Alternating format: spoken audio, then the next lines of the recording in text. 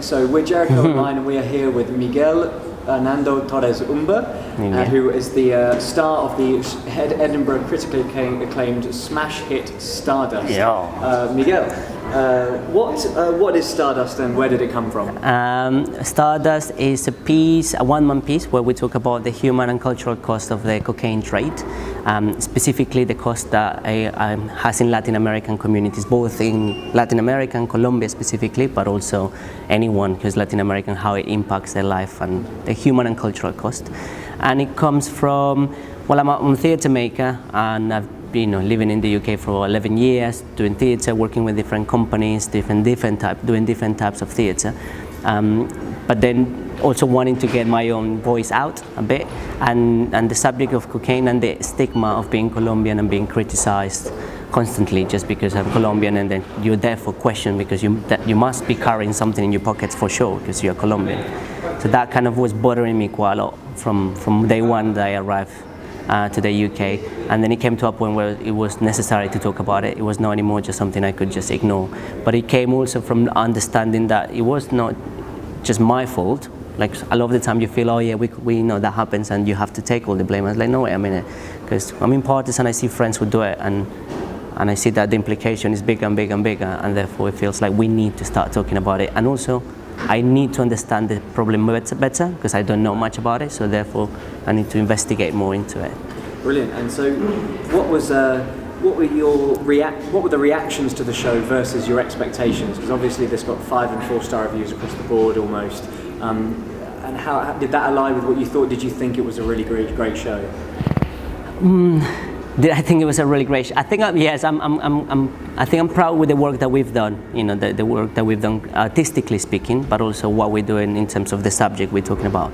And I think the reaction has been overwhelming and has been beautiful. But I think the thing that I take the most is how it has touched people individually. What are your personal attachments to the problem and your relationship with Colombia? Did that affect the piece that you wanted to put on? Did that affect your performance? Yeah, I mean, I think when you're in Colombia, and I do talk about this in the show, when you're in Colombia, depending on where you're from, you don't quite question it. So I've been lucky enough to grow in a small neighborhood, and I do, and this is part of the show as well. I grow in a small neighborhood in the south of Bogota that is a marginalized and new neighborhood. It's only 36 years old. It's called Los Comuneros.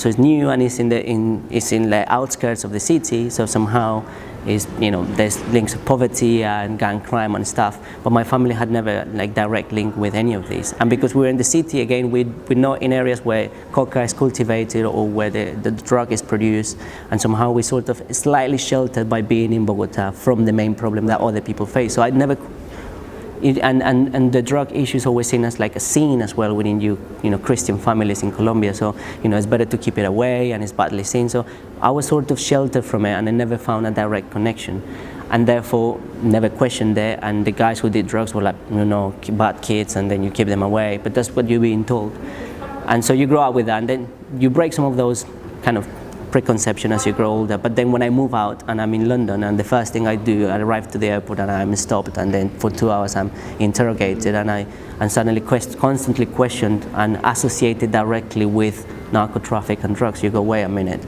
this is not, I also have a problem, I have a take in this, so I'm seen as part of the problem, or even if it's in passing jokes, I'm also being criticized. I need to question this is bothering me, and then I start learning and questioning, asking other friends and sharing it with other Colombians. They go, yeah, we go through the same thing. Okay, so this is not just me, it's all of us. What do we know about it? Okay, each one has a different relationship with it, but my personal relationship wasn't that direct, but I'm part of Colombia, therefore I'm immediately associated with it, and therefore I have to take my own personal responsibility. So it was only with distance from your country that you really saw the scale of the problem, that you felt you were detached from it to an extent, and yet when you got here suddenly you are bracketed and stereotyped almost. Yeah, exactly. Yeah, right. And that's it. And then realizing that everyone goes through the same thing. The other colleagues that are also involved in the show, the Colombian colleagues, same thing, we all share the same thing, and then we all get really angry, and then we all get passionate about it, but we just needed to do something. Yeah. A lot of the statistics you can find online, and they've been in articles, they've been in newspapers, but why is it that having something delivered to you by you in a show in that format is so much more powerful than just reading it in a newspaper piece? I think it's because we empathize. So I think that's the part of any cultural environment, is like anything cultural, theatre, films, music. As long as you can create an emotional connection with someone, and that emotional connection exists, then you empathize with them, and then the information that you receive goes through your brain. So in a way, you hit the gut, and then from the gut, and then hits the heart, and then any information that comes to the head stays. And I think that's what happens in the show. Is like, I'm telling a story that people don't know about, that they could watch news, and but when they come in, they meet me, I say hello, we make some jokes, we make it funny and relax, and suddenly you're with this friendly guy talking about a subject, it's a little bit funny, and then we keep talking about it, and therefore you start trusting me, you create this connection, and then I start giving you these facts, and then they start hitting in, but then I also unveil myself, and I say, this is how I feel, and I physically do it, remember on the show, I take this is who I am, this is all I've got. And this is hurting me, but it's hurting people in my country, it's hurting my Colombian colleagues. So people can't but feel attached to it. And I think that's the power of culture. And creating emotional connections is what could allow any change and allow anyone to care about anything else. So if we think about, for example, problems like cancer. If nobody in your family has cancer, or a terminal illness, anything, you don't care about it. Or you're aware of it and you go, oh, it's bad. But as soon as it hits you, or it hits your sister, or it hits your boyfriend, girlfriend, anyone that's connected to you, you have an emotional connection. And at that point you care. You want to know what happens, you want to fight, you want to do something, you want to support. So it's an emotional connection. And I think with Stardust, what we created was a little portal to that emotional connection without people having to go to Latin America and see people dying, or like being directly involved in the war. Because in the news it happens, but it's so blunt and horrible that you go, oh no. But as soon as you connect with someone and you go, oh no, actually I care about you. And so in a way we created that portal to create that emotional connection, and then that happens, people do care. And also I think with the pieces, again, it's about me telling it, but it's about the resources we've used. It's me talking a lot about the subject, but there's physical theatre, there is dance, there's animations, there is the music. There's some songs that are from an indigenous for a group that works with indigenous music in Colombia, and it's a healing song from a tribe. So there's so many, all your senses are being touched without you really realizing, because we are giving you so much information from other places that people find something that they connect to. Some people connect to the words, other people connect to the dance, other people go, the animation killed me, other people, the soundtrack was just amazing. It's just different channels to go, be part of this, come, don't help us, this is help us, including you, because you're part of this as well. And so there are corners of the British media who have framed this as a problem of Western consumption. I just wanted to talk to you about, there is some of the latest policy coming out of Colombia is this stop and search policy from police, and I just wanted could you talk to us about the problem of domestic consumption? Well, the product, I think the consumption, it's the same everywhere. People consume it, people want it, people want different anything. We know this has been existed for years. So people in Colombia will want to consume it. There has been a level of less consumerism because of their relationship with Christianity or with religion. A lot of people see that as a sin, and so a lot of families have sort of sheltered away from it. But now people start to be a bit more liberal, more relaxed, a bit less Catholic or Christian or whatever. So then they start being more open to. It has existed and it's always existed. But now it's still, it's increasing the number of people who consume it, and also it's in there, it's produced there, therefore you have it. But then the problem with consumption is that that's not the real issue. Yeah. We all know that's not the real issue. That's the scapegoat in a way. That's this is the problem. That's the problem. You have to deal with that. It's but really, we consume many things, and in that sense, well, that's not the real issue. The real issue is not that people take it. The real issue is that there is a business behind it that wants to make profit and uses all its means to create a war around it so that they can profit from it. That's it. That's the problem. So, are there a lot of people? Do you know a lot of people who feel as strongly about it and connected with the issue as yourself, who identify this as the wider issue, or do people still have quite an elementary sort of understanding of the problem as being about consumption? Yeah. I think the majority. Well, no, I do have friends who understand this, and obviously, like colleagues, both in Colombia and here, who know that the problem is not whether people take it or not, or any drug really. But the general assumption is always going to be, yeah, exactly. Oh, that's the problem. You take drugs, you're a bad person, because that's what we've been told for the last 50 years. When the war on drugs started, it's like, oh, people, enemy number one. The slogan, consumption is this. The drugs they are enemy number one, so we have to attack it. There's like so much fear about it, but actually, people do it. There's one thing I learned when I came here. Actually, is I met many more people who did drugs more to a level that I hadn't seen in my close friends in Colombia. Well, I came when I was 19, so it's like, no, I didn't have this massive nightlife that allowed me to meet people who would have. But when I came, I met other people, and then I started realizing, he does weed, or he does cocaine, and they're nice people.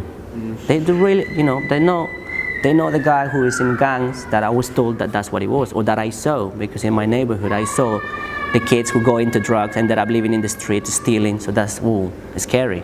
And I'm like, actually, Mom, people who do drugs are nice. And people take drugs and they're nice. What's the problem with them? He's a professor, or he's a very famous actor, or just someone, but they're nice people. So what's the matter? Why have we been told that anyone who does this has to be horrible and bad? And is that a difficult message to send back? Yes, people sort of have to see it. Yeah. People sort of have to be able to empathize, exactly, be able to connect. Yeah, you tell them, because the immediate reference is, the three guys on the streets who are high on whichever drug they're taking and who probably going to try to mug you. And so obviously that's bad. And then the news are telling you that the cartels and the da. So everything becomes so much about that fear of this thing. And then it comes down to the consumer. But we know that like it's 50 years of war on drugs. We know that's not the problem. We know that's just like the way for them to apply a policy that allows them to do the rest that they need, enables them to commit the crimes and sell the weapons and sell the training and make money. Following on from that, do you think that Colombia is heading in the right direction in the UK, or is this a backward step? Backward massively. From a government point of view, it's completely backward step. We're literally reapplying the same things that we know didn't work. The defense budget increased. Again, we were told that there was not money to implement the peace accords and education that was promised, and the substitution of land and voluntary substitution, and we were told there's no money for that, but suddenly, defense budget increase, we buy new planes, we bring in glyphosate again in drones. Well, it's not planes. It's much more. It's going to be much better because it's not flying all over. It's just going to be on drone. No, you're still poisoning the land, and you know that the thing doesn't work. Yeah. And there is studies that show us that no, it's fine. I can put my hand in it, say some of the experts, and like, yeah. Look at the girl. Look at her skin. Like, look at the individuals in the small communities. They're dying, and that's clear that it doesn't work. Yet they're bringing it back. So in a way, it's just literally they managed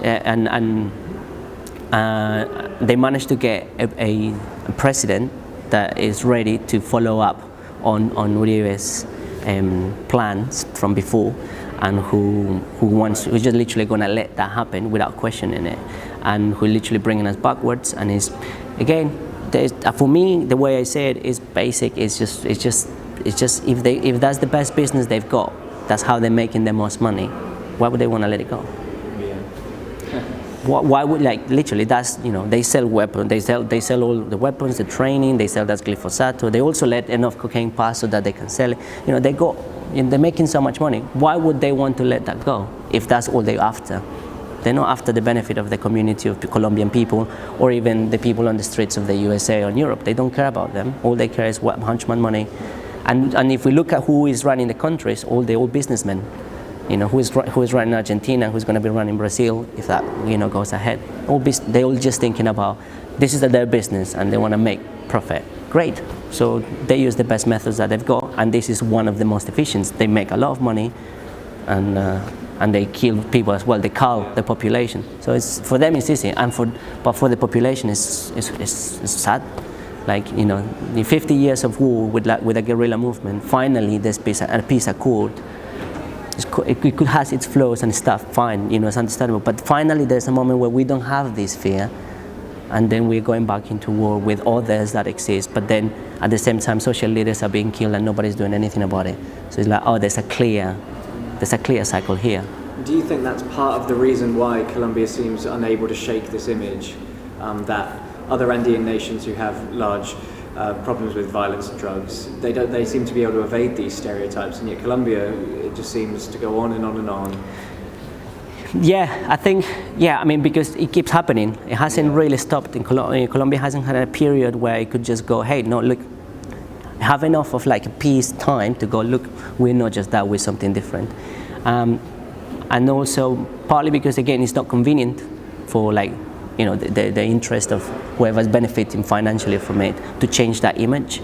So in a way, then you have the continuation of programs and things, the cultural, what you feed culturally through TV and films and stuff that reinforces that narrative, then it's harder to change that.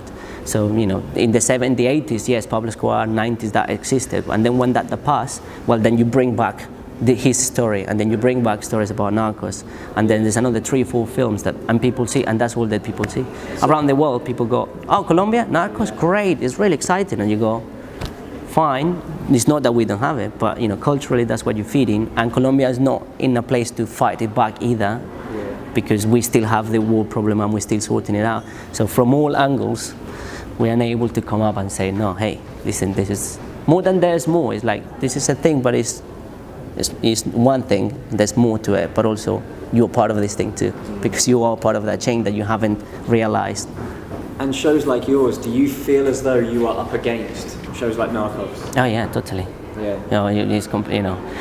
But the beautiful thing is that when people come and see it, then the perception changes, and then they're able to put two things together, and then they're able to go, oh, okay, I saw that, and fair enough, I wanted to see it. It was an entertaining piece, and I mean, I'm referring to the TV show, but actually now I know this, which that didn't tell me, and now I'm connected to this. So as soon as people see the show, there is an immediate something, like there's that connection, and that for me is great. The problem is obviously now taking it to enough people around the world to start making any changes. And so you don't think the sort of governing class in Colombia itself is interested in promoting ambassadorial work such as yours? You don't think that's part of their agenda? In fact, are you saying that it's perhaps anti their agenda? I think so. I mean, we approached the embassy here in London to come and say it. They didn't. Approached the cultural attaché, said, this is happening, look at the review. They haven't even come. I don't expect any financial support from them. No, I wouldn't. And even now, like now with the change of government, it's like, you know what, I know you don't want this, so I'm just going to continue doing it. Because again, same thing, it's like the ambassadorial work is like, look, we're creating work of high quality in the UK scene, which is hard for anyone to do, and we're bringing it, and we are competing in a way. If that's we're using the same platforms as other artists, we're bringing an audience.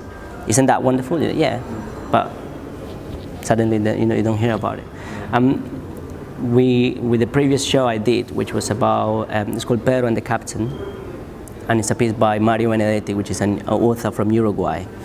And it's highly known in the Spanish-speaking world. It's kind of like one of the giants of Spanish literature, especially in Latin America. The embassy from Uruguay gave us some support, some financial support. They came, they followed us, and that was the embassy from Uruguay. Uruguay is a smaller country. I'm not Uruguayan. I just came to propose the project, and they support us. When we started working in Stardust, I approached the embassy from Uruguay. They're like, sorry, we can't support you with this, but we can put you in touch with the rest of the cultural attachés. And so we did, and the Colombian didn't respond. And you go, why? Like, we've been introduced by another of your colleagues within the embassies and stuff, and you haven't give us any support. And facing that, has that altered your own relationship with your country? Has that made it more difficult to fight its corner, or has it made you even more motivated and inspired? I think even more. I think there's a difference between. there's what's a country that my country, my life. They're like, well, I'm not I guess this show is to support the Colombia that is there, that doesn't have that, it's not seen. You see what I mean? So the Colombia that is on the title with the governments that are there in the front page, that's not the Colombia I'm sort of wanting to talk about. The Colombia I wanted to talk about is that, you know, my friends who come here, who work really hard, who are very passionate about doing things well, changing their perspective, the community leaders in Colombia who are trying to do something different, who want to come out of poverty. That's the Colombia that is in Colombia, but hasn't had a chance yet, or is building up a chance and is finding it hard to really fight against the other Colombia, which is the Colombia that doesn't care about them, who only cares about them, whatever they are. So that's the Colombia I'm sort of fighting. So in a way, that Colombia that doesn't support me, that's got the symbol and the flag, well, you know, you're part of this. I mean, I'm doing this because you are not doing anything else, and because clearly you don't care about everyone else who wants something, a change.